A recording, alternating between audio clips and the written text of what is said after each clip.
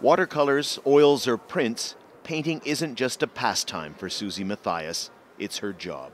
But she's different from other artists.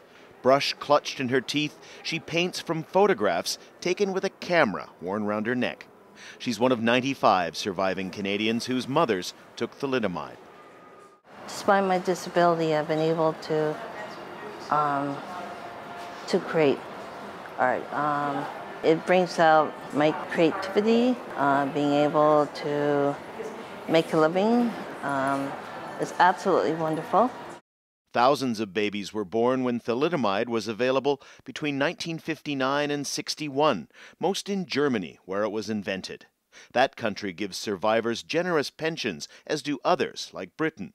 Not Canada, which has left victims of the drug effectively on their own after small lump sum payouts in the early 1990s.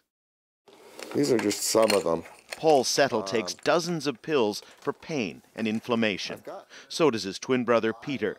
Determined to cope, though, both had good jobs, raised families, and played sports. Now in their 50s, like other victims, they're feeling the effects of premature old age. When we were younger, we were very active, and that's what kept our bodies in pretty good shape. And then as we got older, that activity levels dropped a lot. Because everything wore because it's wore more out painful faster. to get around. The youngest of 6 children, they visit their 83-year-old mother often.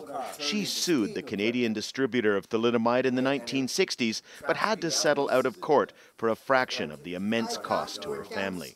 Canada did nothing to help. It was 6 years in the courts. 6 years. And we didn't win. And they finally said, you either take this or we bury you. Yep, that's because right. Because we have more money than you. Yep. Well, that's how that was the implication.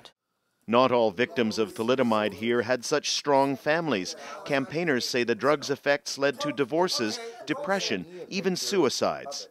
I've got 2. 2 pills. A grim reminder, Francine Settle even kept some of the pills from a prescription that changed everything. She's waited a long time for this day. The government should take responsibility for what it did in that time. And I've taken all the responsibility to now. Yeah. And when I'm gone, that's why I'm still living. After decades of suffering, challenge, and official neglect, some relief is finally in sight for Canadian victims of thalidomide. Daniel Lack, Al Jazeera, Hamilton.